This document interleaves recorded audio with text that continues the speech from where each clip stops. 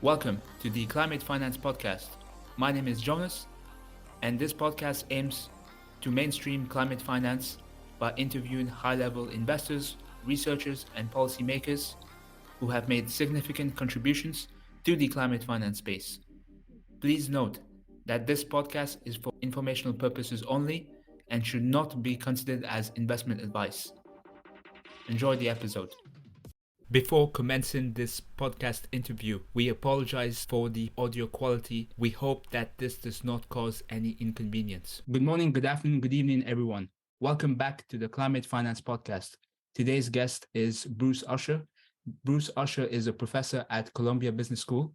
He is the author of Investing in the Era of Climate Change, published in 2022, and Renewable Energy, a Primer for the 21st Century, published in 2019.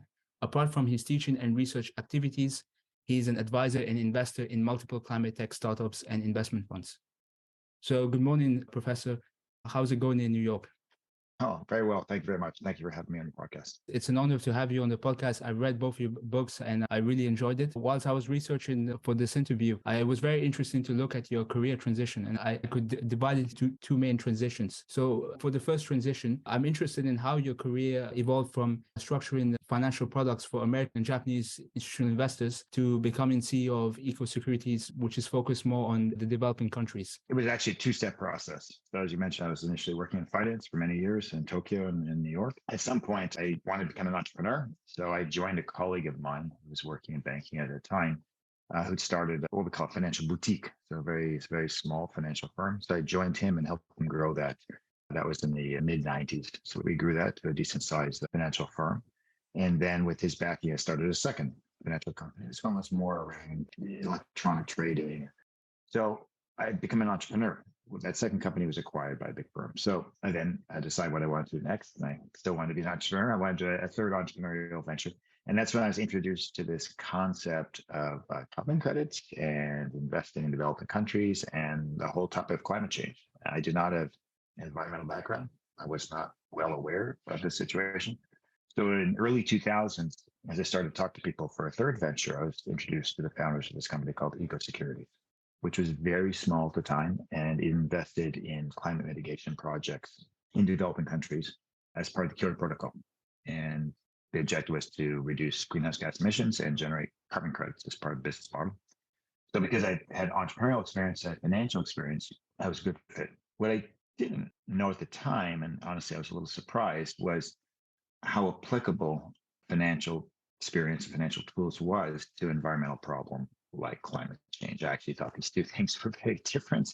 And it was only after I joined EcoSecurities that I learned that, in fact, using financial skills can really have a huge impact. Awesome. And so how did you decide to leave EcoSecurities and then transition to academia, teaching, researching, and advising startups and investment funds? So as I mentioned, I was an entrepreneur several times. EcoSecurities was the third time I was an entrepreneur. The entrepreneurial experience is both exciting and it's hard. It's really hard. So EcoSecurities grew very rapidly. We went from a handful of people when I joined in 2002, public in 2005, on the stock exchange. And by 2009, we actually taken over. We were acquired by JP Morgan. At that point, I decided to step down from the business. It was a very successful outcome. And I just needed a change after 3 entrepreneurial ventures. It was time to try something at a different pace, let's say. And I was very fortunate because I had the opportunity to teach at Columbia Business School, and ultimately to transition into academia. And from my perspective, I think being an entrepreneur is a great experience. It's also a way to have real impact. But in some ways, being an academic can have real impact too, partly because I teach about 500 business school students a year. So many of them go off to build successful enterprises. And I think that's really important. And of course, I can also write and research and have impact that way. Awesome. So if I'm not mistaken, you joined Columbia Business School in 2010, and then you published your first book in 2019. So could you delve more into, let's say, your intellectual experience over those 9 years and what led you to publish that book? The first thing you can see is I'm a slow writer, right? Joined Columbia in 2010. I didn't publish the first book 2019. No, there was a slow transition in the sense that for a number of years, I wasn't sure whether I would stay in academia full time or whether I would go back into the business sector where I had all my experience. And around, I think it was 2015, I made the decision to become a full-time faculty member why did I write the Renewable Energy book, the book that was published in 2019? It was actually a very simple story, which was I was visiting a friend who had installed solar panels on her roof. She's actually an artist, so she has a large workspace, and she'd put a nice large array of panels on the roof. And she had a number of us over, a bunch of friends, visiting her studio, and we were looking at her panels. And another mutual friend was saying to me, this is all very nice, but, of course, this wouldn't exist were not for government subsidies. Renewable energy is never profitable. No one will ever make money on renewable energy. And I remember thinking to myself, this is a very smart, intelligent person, highly educated, and he is completely unaware of what's going on in renewables, which those in the sector know is that the cost has come down so dramatically and the scale has gone up so rapidly that today it is the cheapest form of power in many parts of the world and will, within a few decades, dominate the global power system. And most of our power will be from wind and solar.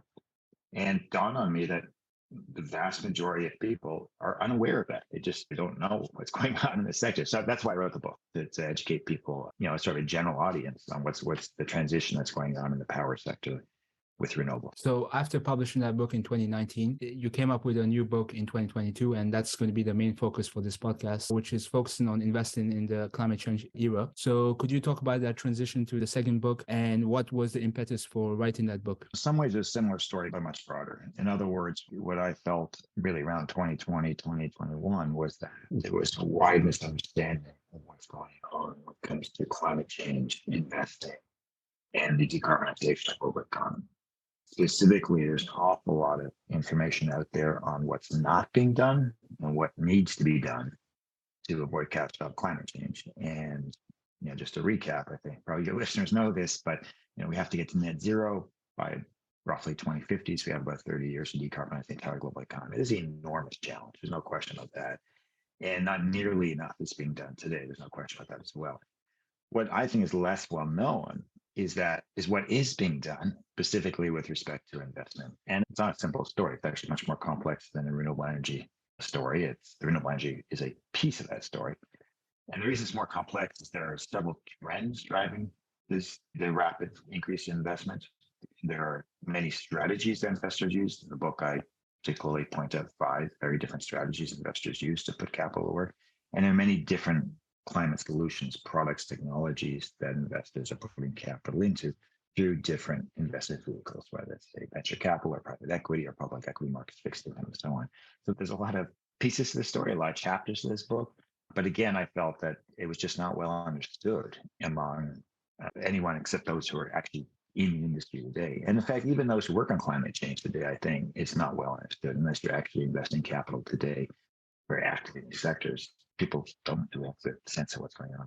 So that's why I wrote the book. I agree with you. And we have a long way to go into disseminating all this information so that everyone in the climate community and in the non-climate community can understand what's going on. But as you mentioned, there are 5 investment strategies. And if we can start with the first one, risk mitigation. So why did you start with that as your number 1 strategy in the book? Yes, I started not because it's necessarily the best strategy. I actually think it's not terribly important to address climate change, but because the one that people think of first. Because you think of climate change, you think of risk.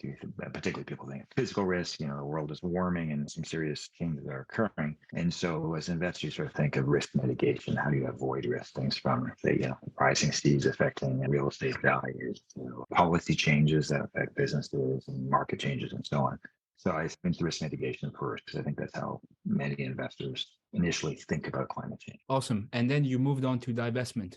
So why was that the second strategy mentioned? Yeah, that's a bit of a chronological thing because the divestment movement has been around now. It builds on a movement to divest that goes way back 1970s, so divest assets in South Africa and apartheid there. And so that strategy was replicated for climate change and essentially divest assets from fossil fuel companies. So it's been around for quite a while. It's also a relatively, let's say, simple strategy. It's pretty clear. You are not investing in fossil fuel-based companies.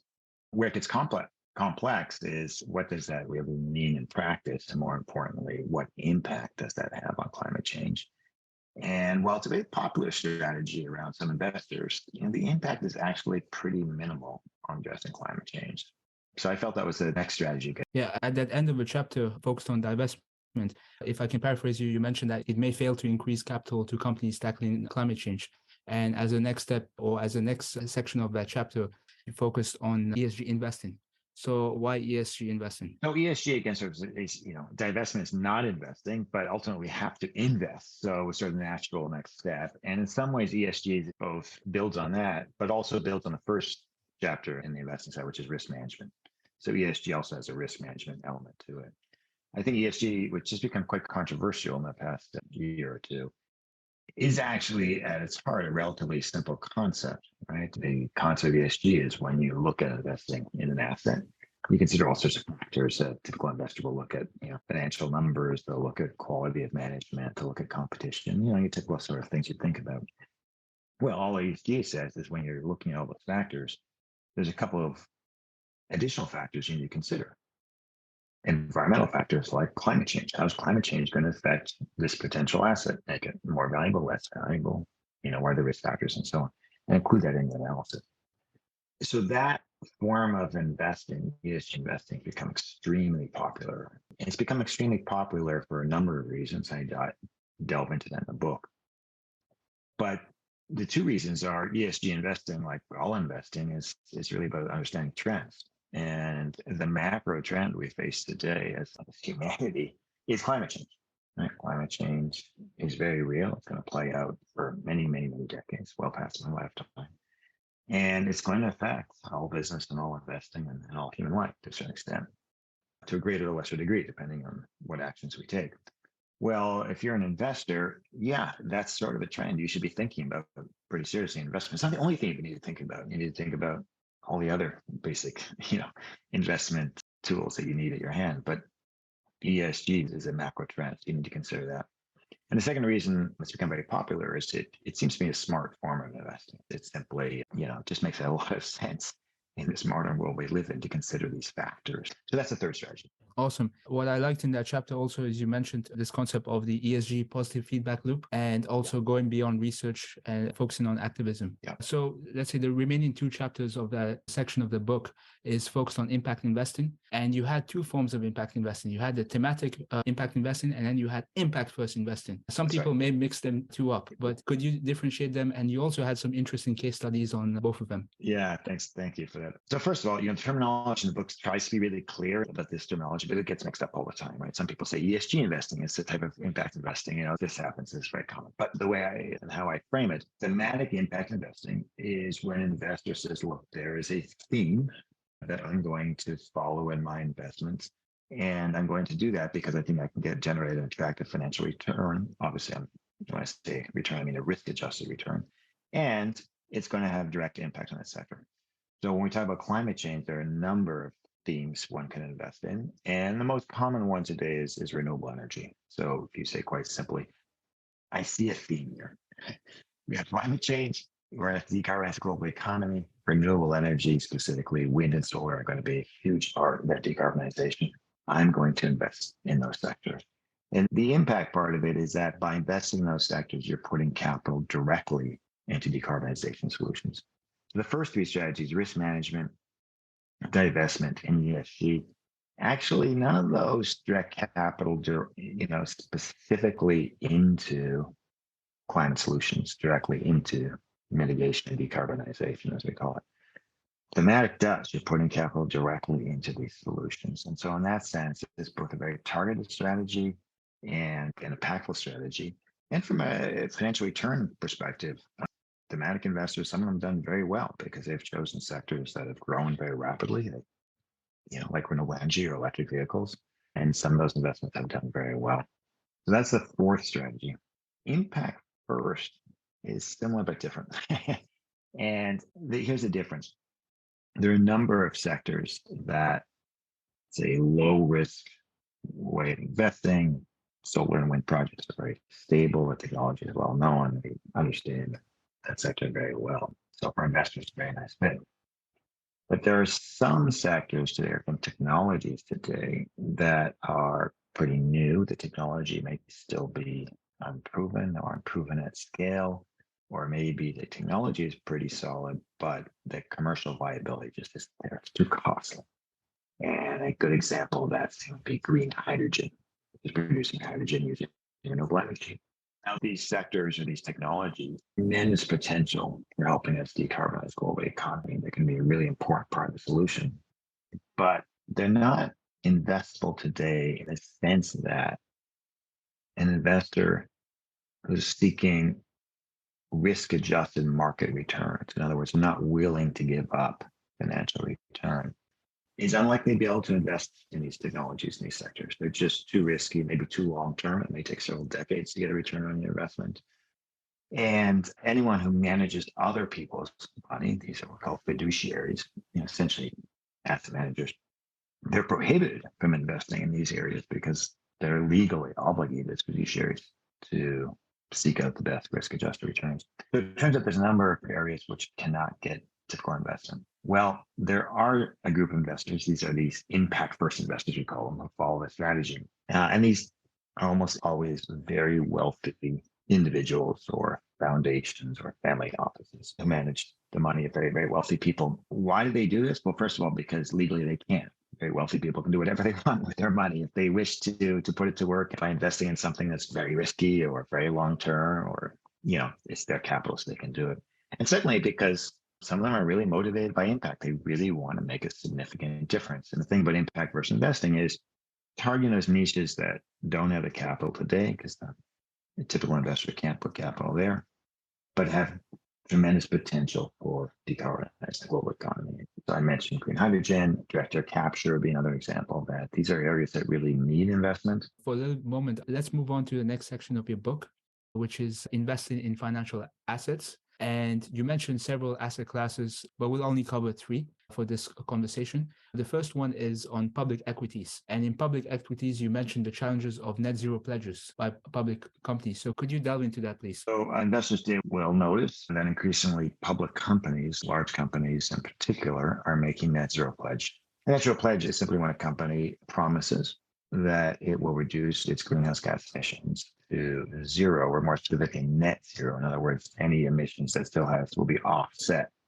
with carbon credits or negative emissions somewhere else by a certain date. And most companies are pledging for 2050 because that's what the climate scientists tell us, that we need to get to net zero around 2050. So that's the pledge. So on the one hand, this is tremendous. I mean, this is what climate scientists inform us we need to do. Most greenhouse gas emissions in the world today are a result of business activity. So when you have businesses stepping up and saying, we're going to reduce to net zero by 2050, we're all aligned to decarbonize global economy. That's good. And as an investor, you want to invest in companies that are going to have long-term sustainability, both financially and operationally. And in the long term, we need to reduce to net zero. So this all makes sense. Problem is, it turns out to be a lot harder than it sounds. And the first issue is, for many companies, of course, how do you reduce emissions to net zero? For some of them, it's relatively straightforward. They use a lot of electricity, say, for example, Microsoft, a lot of data centers. They can replace that with renewable energy. And that's in fact what they're doing today. And they can reduce their emissions a great deal. But for other industries, say a steel company, for example, there's no easy way with current technologies to reduce emissions significantly. So the first issue is, just because a company makes a promise or pledge, what is its path to actually reducing emissions? How viable are those, and how competitive is the company if it reduces its emissions? That's one issue. A second big complication is around what emissions is the company responsible for. So for those people who focus on climate change, we categorize emissions in what we call 3 scopes: scope 1, 2, and 3. Scope 1 is the company's own emissions. Okay, that makes sense. They're responsible for those emissions. Scope 2 is the electricity that company receives from someone else, say a utility or heating. And this is a little more difficult to control, of course, because it's outside of the company's boundaries. But in many cases, companies are able to negotiate, and finance renewable energy and make that happen. The real challenge is what's called scope 3 emissions. Scope 3 is 2 types: upstream emissions. In other words, in a company's supply chain, that supply chain is emitting greenhouse gases. And is the company that we're talking about here, that you're looking at investing in, is it responsible for those supply chain emissions? And many people would say, yes, it is. It's buying those products, so it needs to be responsible. And then there's downstream scope 3 emissions, which is the emission as a result of consumers using your product. And again, there's debate as to whether or not a company should be responsible for that. It's their product that's being used. On the other hand, it's consumers that are using the product. It's hard to control consumers. And then the complication related to scope 1, 2, and 3 is not just who's responsible and who can control that, but an issue of double counting. So, an example would be let's say American Airlines. Well, American Airlines uses jet fuel to fly those planes. That jet fuel is produced, say, by Exxon. So for Exxon and producing that jet fuel, that's scope one. But selling the jet fuel to American Airlines, that's now scope three. When American Airlines burning that fuel is scope one, but consumers are the ones who fly in those planes. So that's scope three. For the consumers, it's their scope one essentially, although they're passively burning their fuel. So who's responsible for that? If Exxon didn't produce the fuel, there'd be no emissions, but there'd be no flights. If the American Airlines said, there'd be no emissions, no flights. And if we as consumers didn't buy those airline tickets, there wouldn't be the emissions either. So this gets a little bit complex and messy. And for investors, they need to sort of understand what do these net zero pledges mean and how realistic is a company that can fulfill its net zero pledge in a competitive manner. The other challenge of net zero, just to touch on, is the issue of carbon credits. So for many companies, they're going to use, some are already using, and many will use carbon credits to offset their emissions. They do this for one or two reasons, either because it's simply much cheaper. Carbon credit might be a lot less costly than reducing emissions internally, or because they simply cannot reduce, and perhaps there's no way to reduce. There's no technology out there that allows them to reduce emissions. And in fact, to get to zero, when you think about this for a minute, net zero is a hard number, right? Everything we do as humans emits some greenhouse gas. That getting to zero is going to require most companies to use some carbon credits. The problem is the carbon credit market today is rife with all sorts of challenges, and we could do a whole hour discussion around that. But essentially around environmental integrity. In other words, are the carbon credits really offsetting greenhouse gas emissions? And therefore, should they really allow a company to therefore emit? And there are very few carbon credits today. We can say absolutely certainly those credits are truly reducing emissions, what we call additional, what's going on today. Proving additionality is a very challenging issue when it comes to carbon credits. So these are the issues around the net zero pledges. The pledges themselves are very simple, really good things. Actually fulfilling them turns out to be pretty complex. Complex indeed. Let's move on. The public equities chapter is picking winners, basically incumbents versus disruptors, right? You had a case study of Tesla versus GM, but you also had a discussion on how some incumbents like Next Era or Occidental Petroleum have capabilities, but disruptors like Beyond Meat and Tesla, they also have some advantages. And so each incumbent and disruptor has advantage, disadvantage. Could you delve into that, please? So climate change and the decarbonization of the global economy is going to result in all sorts of changes among every business sector. We talked about that a few minutes ago. Well, as sectors change, competitive dynamics change, you'll see some companies becoming what I write as winners and other companies becoming losers. And this is a natural evolution of the economy anyway. Maybe you can think about it historically. Companies like Kodak was a big winner for many years and then got disrupted by digital photography and eventually things like the iPhone, and it's now a loser. You can go on and on these examples. Well, with climate change, it's interesting because it's not clear who's going to be the winner and the loser, the incumbents or these disruptive companies. And Tesla, of course, is a fascinating story because it was a disruptor. It was the first successful automobile company in America since the Second World War, more than 70 years ago. And it managed to disrupt the entire global industry. It's extremely competitive and very successful. And what was interesting about Tesla's product was that the technology was not unique to Tesla.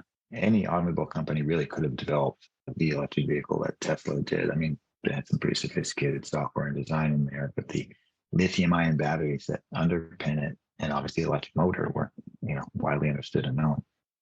So there's certain factors in the automobile industry that allow for a 10-year lead for every other company. And that basic factor is that large incumbent companies have very poor organizational change. So even if they can see that there's a risk from a disruptor, even if they can see that technologies understand them, as organizations, it's very hard for them to change. It's very hard for them to cannibalize their incumbent business. And so Tesla sometimes is able to overtake them. But then there's other sectors where you'd think a nimble disruptor would come in and win the day as Tesla has done. And in those sectors, particularly those with a lot of complex policy environments, the disruptor can really struggle. And that's why I use the example of Next Era. Next Era was a utility based in Florida, a little utility called Florida Power and Light, not a particularly exciting company. And it started to see these solar companies pop up and saw these trends around decarbonization and the growth of renewable energy. And it began to invest in that sector very aggressively. Well, fast forward to today, NextEra is the largest owner of renewable energy assets across America. And in doing so, it has very aggressively competed against these smaller disruptors, companies like Sun Edison, which for a moment were really hugely popular in the markets, but eventually went bankrupt, actually. NextEra has low cost capital. NextEra in regulated markets, which all electricity markets, energy markets have a fair bit of regulation. It really knows how to compete. That's a game it knows how to play really well. And so it is now the largest renewable energy assets. It is also in that process become the most valuable utility company in America, possibly the world today. It's done extremely well. So you see different stories. One can't just automatically say, well, climate change, I mean, these new disruptive companies, new technologies, they're going to dominate.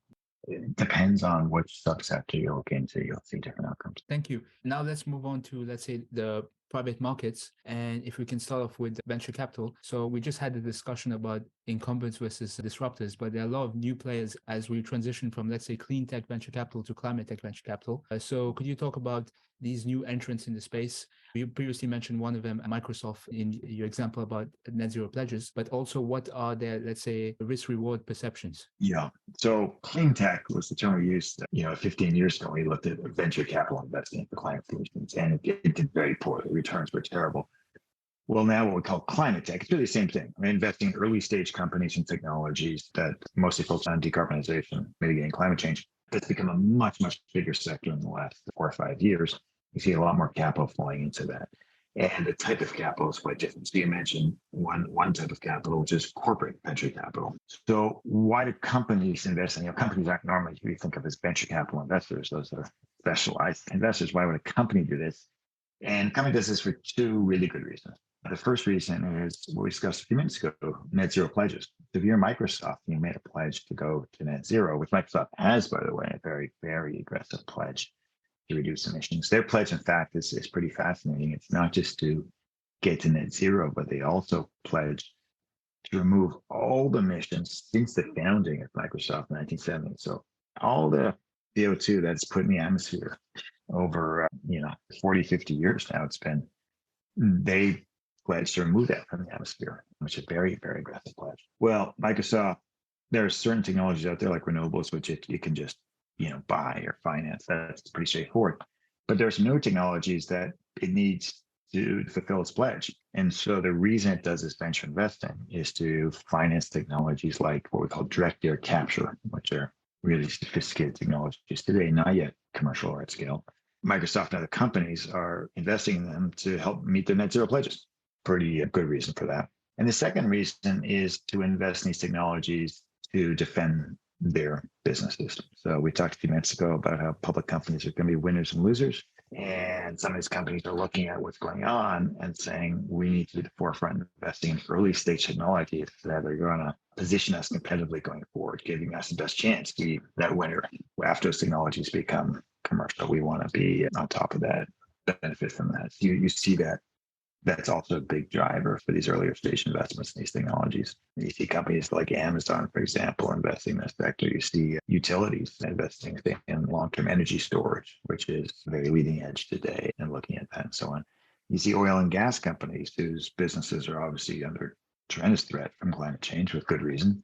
Seeing things like green hydrogen, which is a business they have not been in until recently, but they see that as potentially a big business in the future and they're investing early in that. Lastly, when it comes to private markets, we cannot forget private equity. And in your book, you mentioned several large private equity firms that are moving into ESG, partially due to motivations from the limited partners, and some of them are trying to set up infrastructure funds. So could you delve into that a little bit? So private equity is looking at from a couple of angles. One is just, cost savings and efficiency. Private equity, when they acquire a company, the first thing to look at is how do you reduce costs, right? How do you squeeze out costs? And what people find is things like energy efficiency can be a real cost saving measure.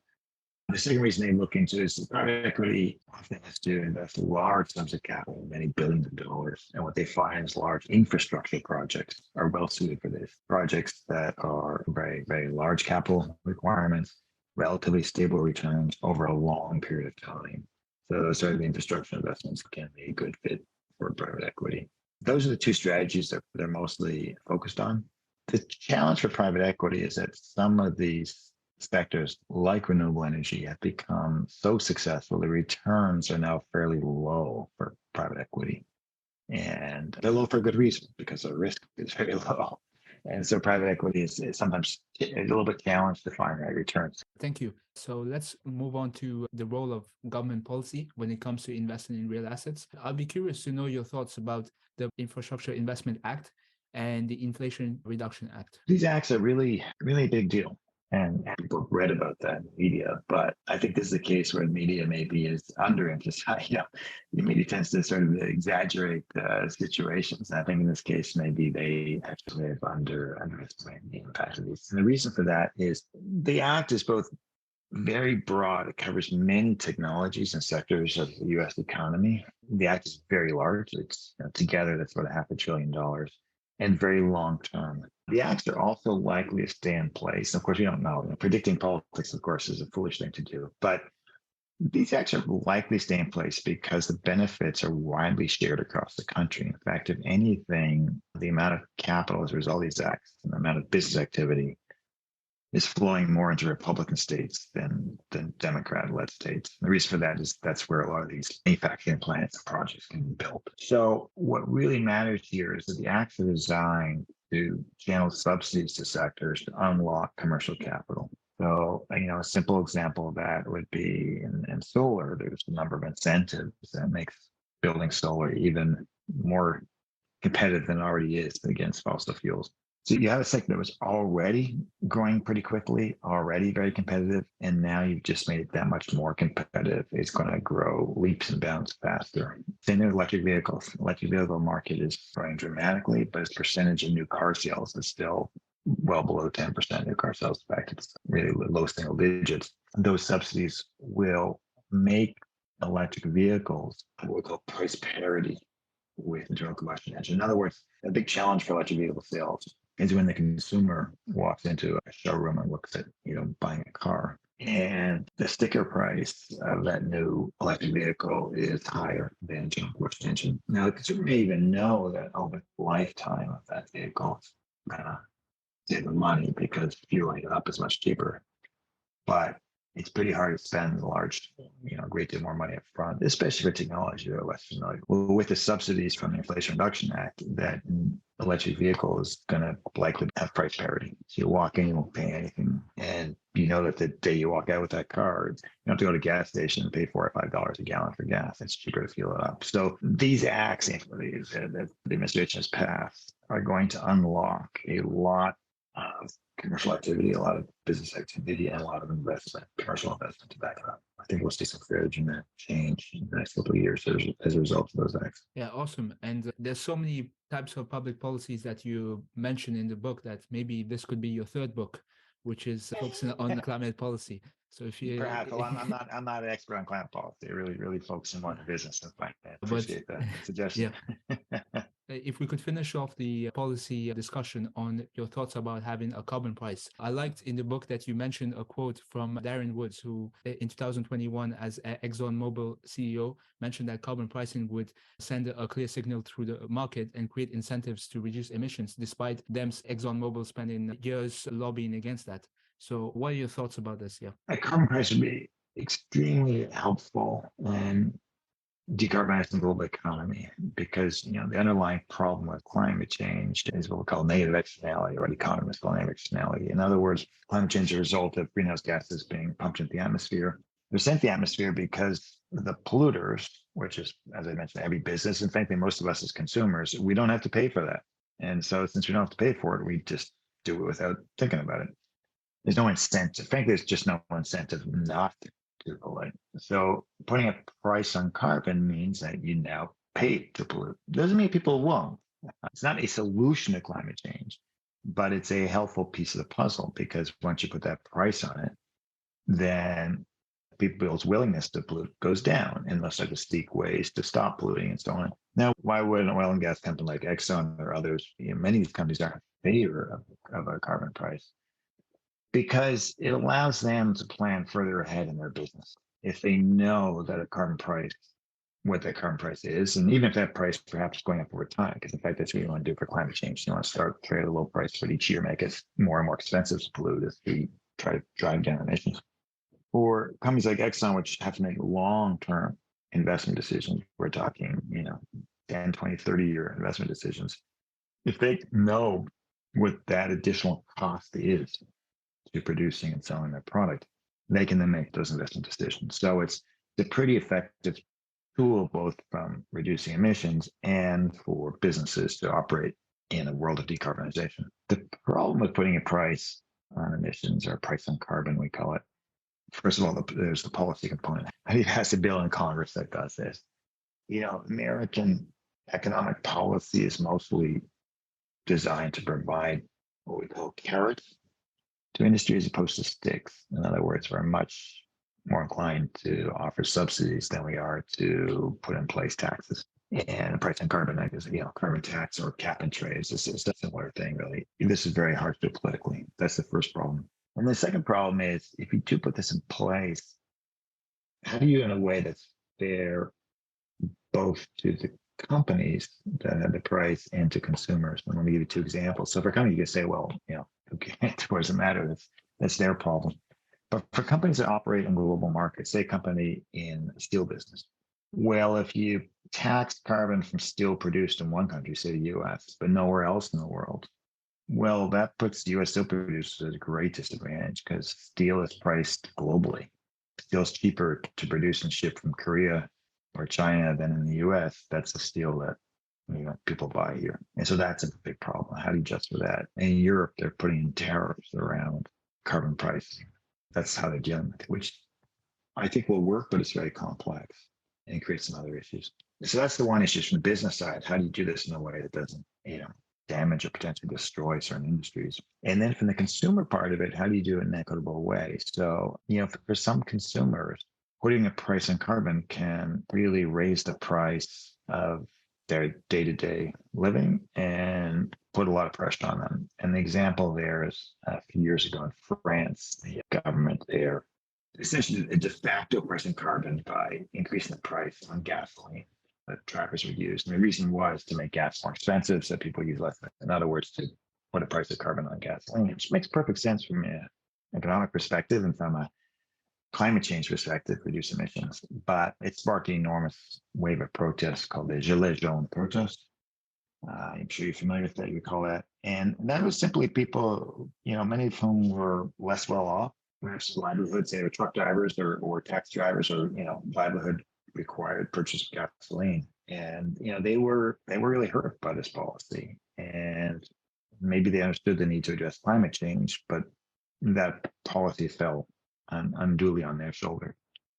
And so this is the other challenge, is just because we price carbon doesn't mean it's equitably shared. Thank you, Professor. I've really enjoyed this interview so far. So we're now reaching near the end. And I like to ask questions where you give advice to the audience of this podcast. So I have two questions. One is advice to prospective investors who want to invest in climate. You have a particular section in your book called The Investor's Dilemma, and one chapter in that called Best Practices. So could you give a quick overview of that chapter without any spoilers? Yeah, sure. Happy to do so. And I'm going to just mention two things because there's a bunch of topics I have in that chapter, but two quick things I think investors need to be aware of. I'm not stating the obvious. The first is just taking a long-term perspective, right? So, and this is hard, but investors are often, the short term is what we think about day to day, and climate change is a long-term trend. So the obvious challenge this year has been the increase in oil and gas prices in the past year. Means that investment in oil and gas companies has been really profitable the past year. And so anybody who, is taking a longer-term perspective would probably not be investing in oil and gas companies. It doesn't make sense to do that because it's a declining market. But in this past year, of course, people who did invest made a lot of money. And so it's sort of hard to take your eye off the ball of that long-term trend. What I will say on the oil and gas story is significant gains for oil and gas companies this year were not a result of increasing demand for their product, or it's not like they invented a new oil and gas product. It was a result of an exogenous event, a terrible event, which is a war in Ukraine. And I don't think any investor saw it coming. Frankly, it's just a fluke perspective of the oil and gas sector, and they're so much more profitable. So the first thing I would say is, focus on the long term, not the short term. And the second is the issue of greenwashing. As investors, sometimes it's hard to avoid this topic. A lot of the companies that investors are looking at, putting capital into are making all sorts of great promises about decarbonization. And I think that's good. We talked about that, the net zero pledges. But some companies are promising a lot more than they expect or are willing or capable of actually doing. And there's a problem because if a company makes a promise and then it doesn't come anywhere close to fulfilling that promise, it's likely not going to turn out well. Consumers might be upset, employees will be upset, regulators may not be too happy with that either. And so there's all sorts of ways that greenwashing can sort of come back to hurt a company and ultimately the investors in those companies. So that's my basic advice. And the last question here is personal advice to the next generations. This was one of my motivations for starting the podcast. And I want to know, what would you advise the next generations of investors, students, especially those that sit in your class every day?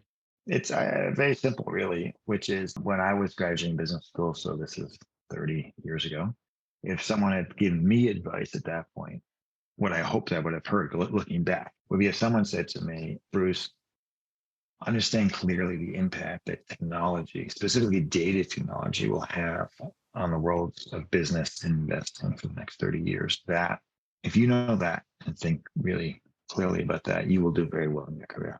We all know the importance of data technology. This podcast, everything now is driven by technology. Well, what I would want people to hear today is what is going to drive business investment for the next 30 years is climate change. Technology, data technology, and all sorts of other trends are still obviously going to be very important to the worlds of business and investing. But now we have this new thing. And when I say new, in the sense the next 30 years are really going to be critical. But we are going to decarbonize the world's global economies. It may happen quickly, in which case that would be a really good outcome. It may happen really slowly and then very dramatically. It may not if we're too slow at this. But one way or the other, it will happen. It will be on our own or will be forced upon us by the physics of climate change. That's my advice to younger people today, whether in the business world or investing world. Thank you very much, Professor. I really enjoyed this interview and appreciate the opportunity. Have a great day in New York, and best of luck with your possibly third book. If it comes out, you have to come on the podcast, all right? Thank you very much. I appreciate that. It's been a pleasure speaking with you. Thank you for listening to another episode of the Climate Finance Podcast. For future episodes, please join our mailing list on www.climatefinance.xyz. I repeat, www.climatefinance.xyz. See you at the next episode.